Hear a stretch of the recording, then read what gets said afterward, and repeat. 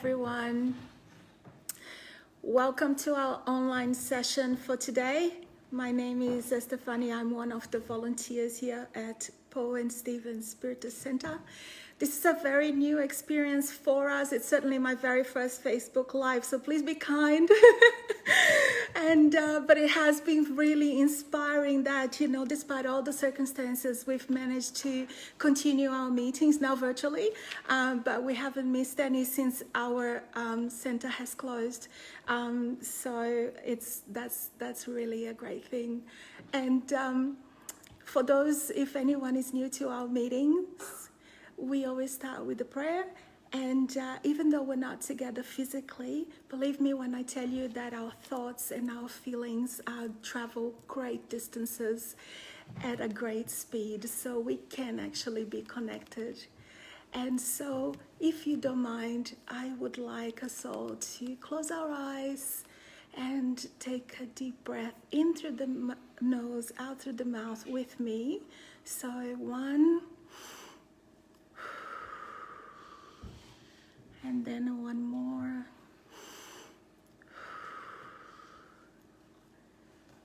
And the last one. So let's let the vibrations of peace and harmony that always accompany our talks take over our environment. Let us connect to the positive energy that we're all emanating so that we can truly be connected to contribute to a moment of learning and of friendship and love. And we start with our Lord's Prayer. Our Father who art in heaven, hallowed be thy name. Thy kingdom come, thy will be done on earth as it is in heaven.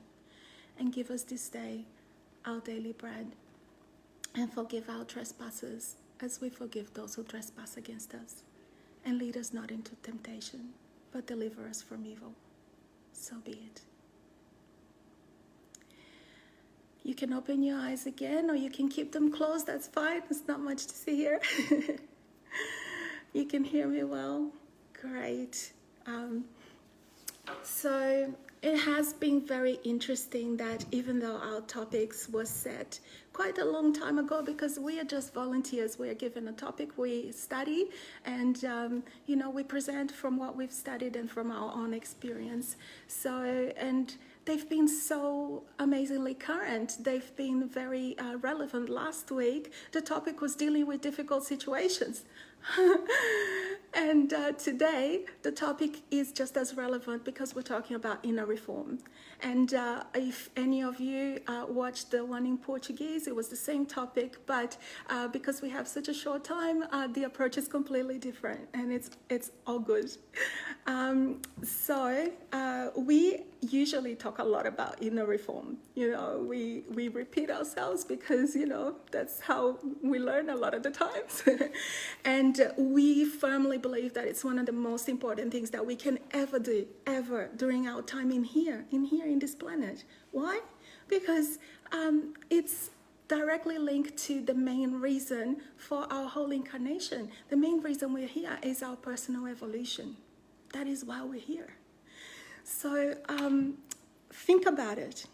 There has never, at least not in my lifetime, and I've been around for a little while, been a better time to actually do the inner reform, because it seems like there's a lot of people that have a bit of time in their hands at the moment. Not everybody. Some people are just as busy, but a lot of people not only are idle, but they're also bored and they're complaining about it. So guess what? I've got the perfect thing to occupy your times right now, because this is truly a unique experience, guys.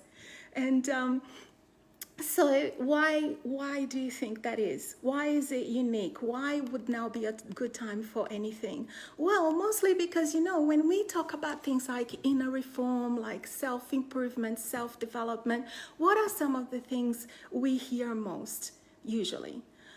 well, look, I'd really like to do that, but I'm so busy, there's work and I can never find the time because there's the kids and the kids have a busy social life, and then we want to have a social life, and we got to clean the house and we've got to cook. You name it, we use it as an excuse to not do things. I'm not saying they're not valid excuses, but excuses they are.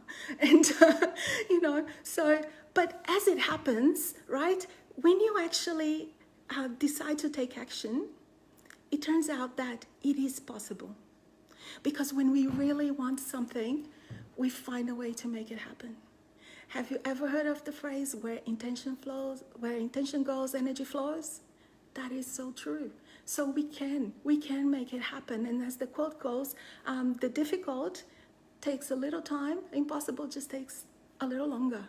But we absolutely can do it, and we've got the time now. Well, a lot of us do. A lot of us maybe, have to find the time.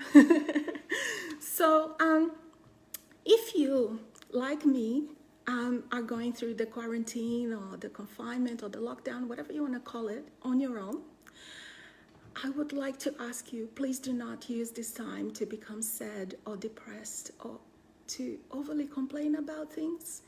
And I know it's asking a lot because it is a different and difficult situation we're going through, but this is for your own good. Because the vibrations that are produced by the emotions of fear, of stress, of anxiety, of uncertainty, they're very heavy. They bring down our systems, particularly our immune system. So it leaves us more vulnerable to something that is powerful enough without any help from us. So it is the current wave of negativity is so difficult to escape from, and it's actually more contagious than the virus. So when if we let ourselves be swept up by this wave, we eventually end up in a riptide that is very hard to get out of. So let's not go there. Let's not, please. So use this time to look within. Of course, you must stay informed. You must follow the guidelines. You must follow the rules. You must be sensible. It has never been clearer how much we are all connected. I absolutely love the hashtag "we are all in this together" because it has always been so true, but now everybody gets it. Everybody can see that something that started supposedly in a tiny place far, far away has affected the entire world, right? So, and we are seeing now how what we do affects not only us, but everyone around us. So we are connected. So yes, we must follow what is going on, okay? However, you do not need to be 24/7 with the virus. You do not need to be watching and reading and listening and talking about the virus the entire time. You need to take a break. You know how they say when we're working from home, we don't sit too long in one spot. You have to, every so often, get up, stretch, move. You need to take a break, okay, from all of this. And while you take this break, how about taking the time to look inside, and take a moment and, if you can, find a space or a time that you can be with your own thoughts and quiet the noise, to really listen to your inner voice. Do that. If you're in a house full of people, find some noise canceling headphones. Do something, even if it's 5 minutes, because that inner voice, not the one that is telling us, putting us down or not that sort of conscious noise that we have, but that inner voice. Some people call it intuition, some people call it God's whisper, some people call it gut feeling.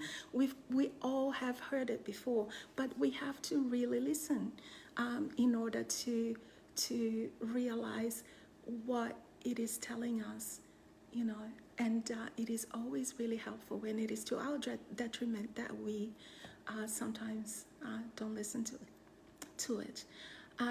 So when we look within and we, check ourselves, our words, our thoughts, our attitudes, our actions, our relationships, do a bit of an audit and find if there's anything you could improve, do better. Surely we can all find something. And we must actually first acknowledge the problem. Like our friends from Alcoholics Anonymous that have the amazing 12-step plan, which can be applied to almost anything. And their first step is to acknowledge the problem, because you can't change what you don't acknowledge. So the first thing we have to do is look within, right? And please don't take this as a criticism. I know for a fact you are all fabulous, but we all have areas where we can improve, all of us. We're all going through our own trials. So be kind to yourself. Don't look within and start telling, telling yourself negative things, because that's not what we are suggesting. We are looking for something positive, to actually find something that you can work on and look at what you can change, make a plan, break it into achievable steps. This is incredibly important, okay? Because if after today, after this talk, you decide to change something about yourself, don't for a second think that you're going to wake up tomorrow a new person, right? It's step by step, it's a process. So you take the first step, and in every journey, every achievement, great or small, started with that first step where you make the decision and you actually follow up, right? And then you keep on taking the steps, because, just the one step won't get you very far. But if you keep on going and you persevere, then, you put in time, you put in effort, patience, perseverance, then, you'll be amazed at where you get. And, it's like every journey. Have you ever started exercising after a period of not doing so? The next day or the next days, your muscles are a bit sore or very sore. And if you give up then, your pain is for nothing, right? You have to push through it until you feel stronger and you can do more and more and more. It's the same thing with our inner reform. Sometimes we will come against obstacles. Sometimes it will be a bit difficult. Sometimes it might feel a bit strange, but we have to push through. Otherwise, we get a bit stuck. So, make it count. If you're going to go through some discomfort because you are out of your comfort zone, make it count, push through the difficult times, because it is worth it. And you might be thinking, well, it's great for you, you're going through this on your own, but me, I'm stuck at home with my whole family the entire time. And I know it's a bit challenging, but trust me when I tell you that every person is exactly where they need to be right now. So if your inner reform is to be done on your own, because you really need that time and space to connect with yourself, then that's where you are. If you are in a house full of people, most likely they are the very tools you need to do your inner reform, because, they're part of your process. So, do it anyway. Everyone has got, their path that they will have to walk through, but it's worth walking through it. And when you are in a house full of people during a long time, a long period of time, it becomes very easy to pick, to realize the inner reform that they have to do, seeing all their faults, their bad habits, their annoying personalities. Isn't it how easy it is to see what they have to do?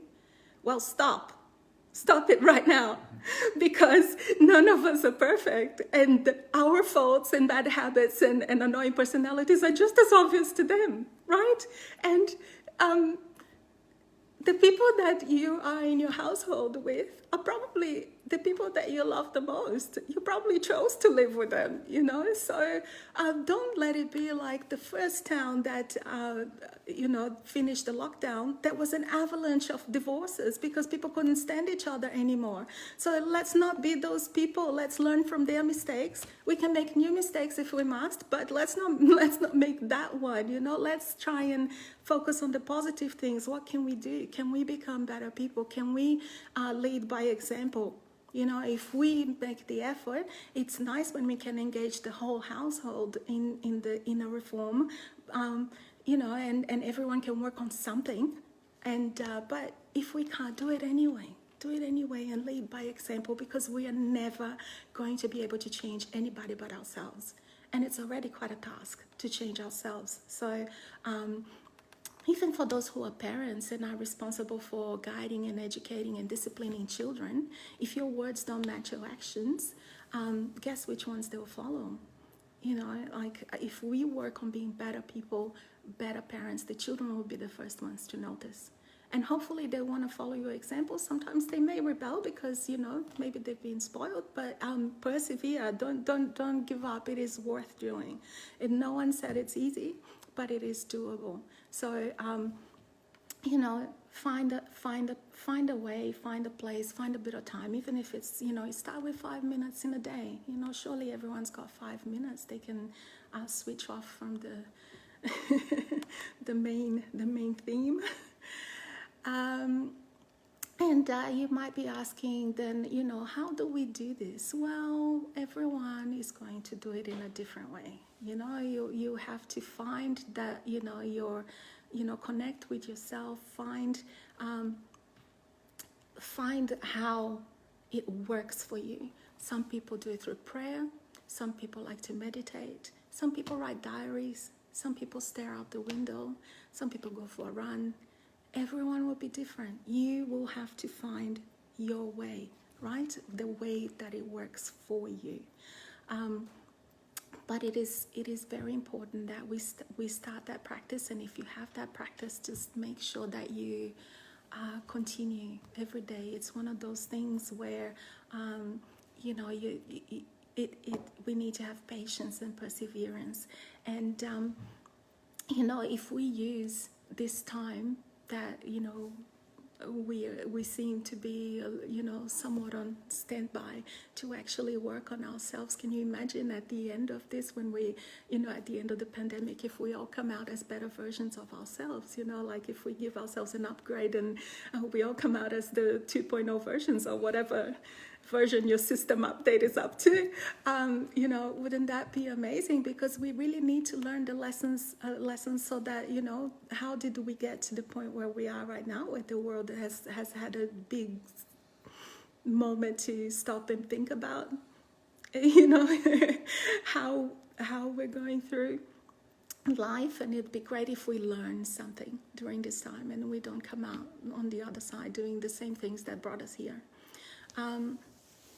And speaking of change and inner reform and in self-improvement, it turns out that none of that happens accidentally.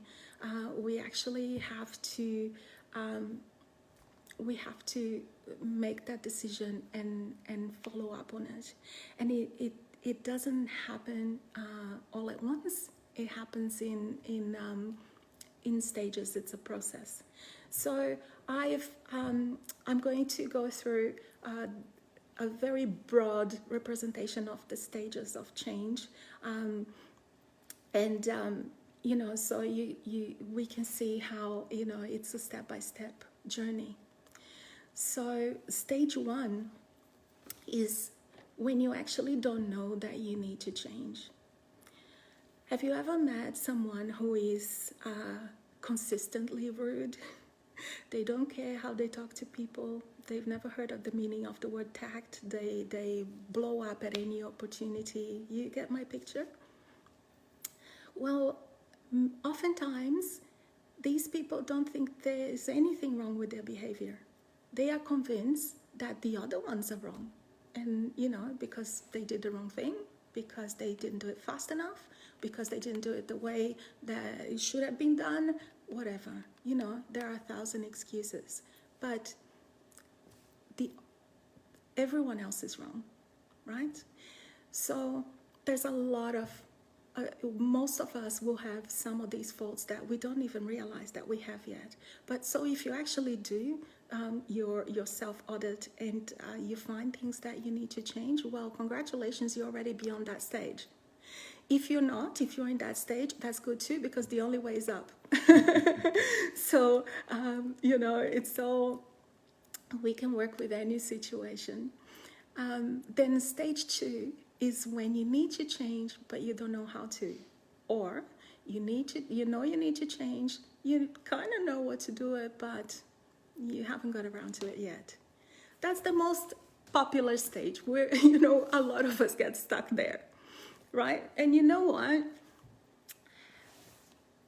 Even though a lot of the times we get stuck there, when we really decide to make the change for real and we put our energy into it, the universe conspires to help us, because you find that things start to fall into place, right? You go to sleep and you wake up with this great idea, and someone actually starts telling you something exactly about that and you hadn't told them. You find the right books, you try things out. Some of them work, some of them maybe don't work, but you learn from everything. And when things don't seem to be going quite right, you review your plan.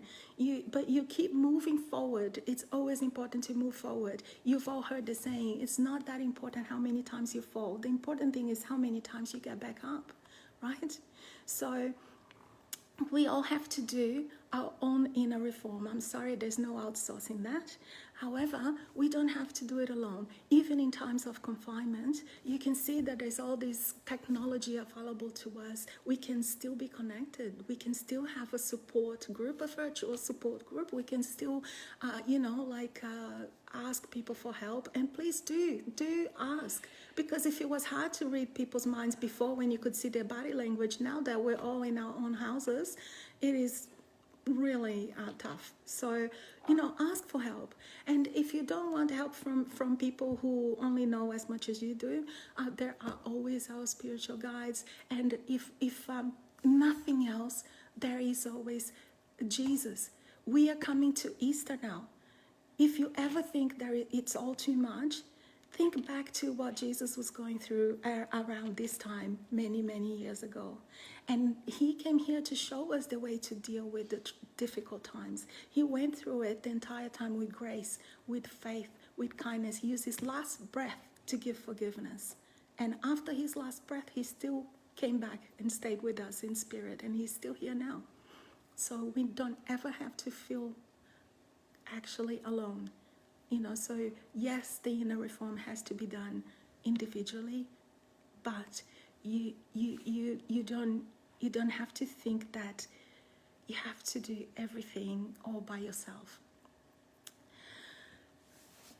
Then in stage 3 is when you're doing it. Well done. You've made the decision. You chose something to work on. You made the plan. You broke it down into achievable steps. I know I repeat a lot, but hopefully that's how you remember. You took the first step and the second and the third. And you persevered when things were difficult. You were kind to yourself when you made mistakes. That's really important. You reviewed your plan when you thought something wasn't working. You had patience, right? You see, if you decide to run a marathon, you can't do it tomorrow or next week. Depending on your level of fitness, it will take a long time. You start with what your body can manage, and then you build on that. You push yourself further and further. You get stronger, and one day, you can actually do it. But it is a process. It is the same with our inner reform. We just because we decide that we're going to do something, it's not going to happen immediately. But if we continue on, it can happen. So, for instance, if after this talk you decide that tomorrow, or from tomorrow, you want to become more patient, you see, that's a huge goal. No one is going to just wake up patient the next day, right? You need to break it down. How is it that you're not patient? What can you start working on yourself to build on your patience? And can you work on being a better listener? Can you try not to say hurtful things? If you do say them, can you apologize? Can you not get upset with people easily, sometimes with things that are not even up to them or under their control? There are many different ways that we can go, many different steps that we can take to build on that. And then one day, when we actually look back and we think, oh my goodness, I'm a completely different person. But it is hard to see as you're doing it. You just have to keep up Once you master one step, then you take another one, you increase your efforts, you try for something else, right? So you look for other things that you can do better. It is, eventually you'll see how far you have progressed. And then there is the fourth stage. You've done it. Congratulations, you achieved your goal. That is so amazing, right? You really deserve a pat in the back because, not everyone gets here. But, sorry about the but, the stage is not as simple as it seems. Because if we think back to the marathon runner training, what do you think would happen if after they ran the marathon, they decided that was enough exercise to last them a lifetime and they decide to make a commitment now to the couch? Do you think they'd be able to maintain the fitness? It's kind of unlikely, right? So similarly, we need to keep working on those things that we have achieved in our inner reform. Because at certain times in our lives, say maybe when there's a pandemic, and there is a lot of stress going around and a lot of difficult situations. Sometimes, our attention gets distracted, our defenses are a bit down, and it makes us a bit vulnerable to fall back into old behaviors.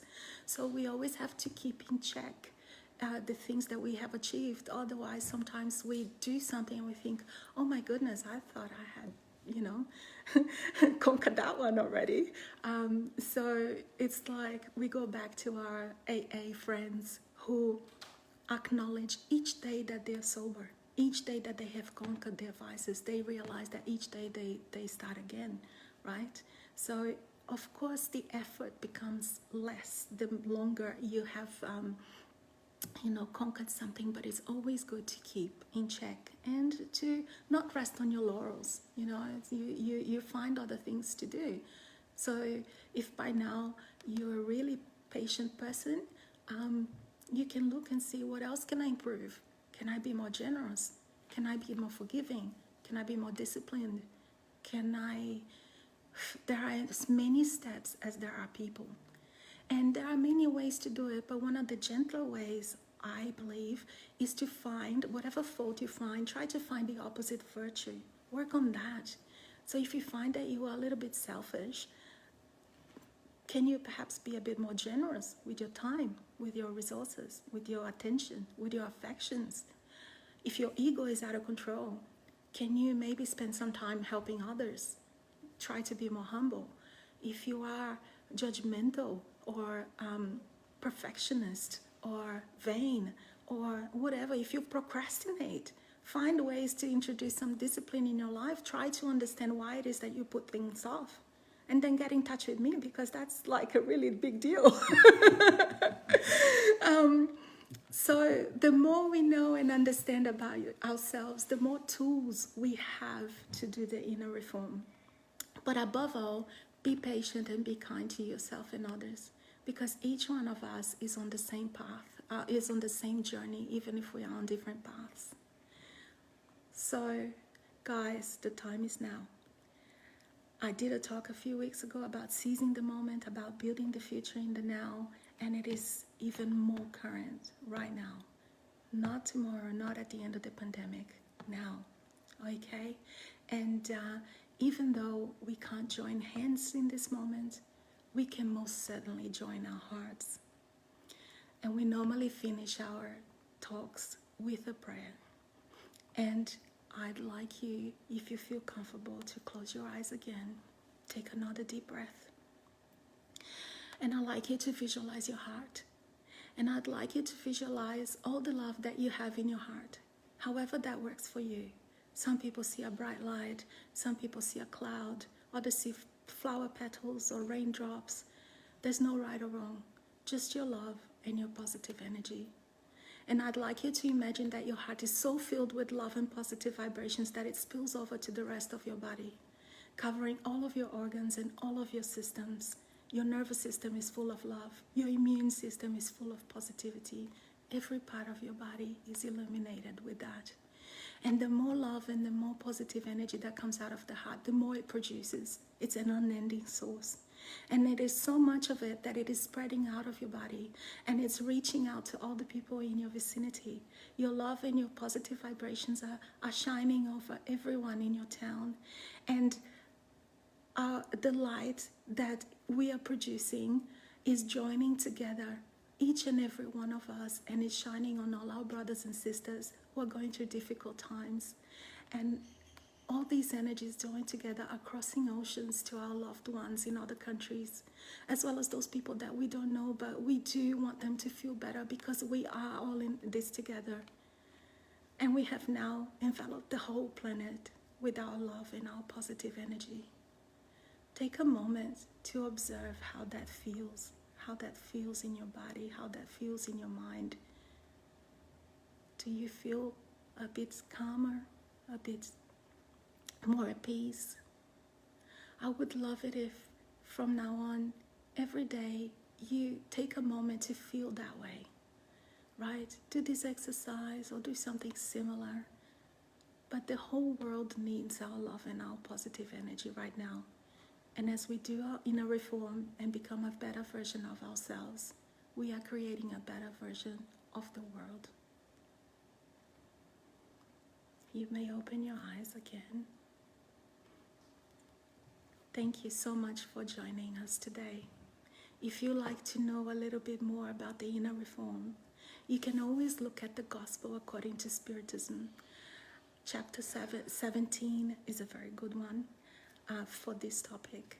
You can also read the Spirit's book in the third book in chapter 12 that also has a lot of information. These are two of the basic works of the Spiritist doctrine out of five pillars of the doctrine, but these two are the easiest books to start with.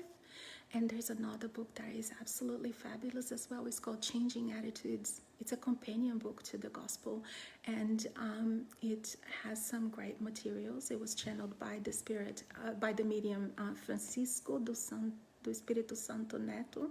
It's very easy to find on the internet, and they're all available in English. Next Saturday, we'll be back here, same place, same time, different topic, different presenters, yay!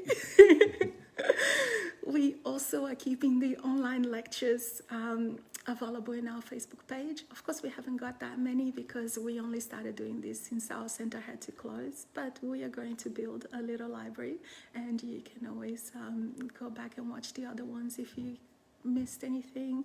And take care, follow the rules, follow the guidelines, be safe, be kind. Much love. Bye.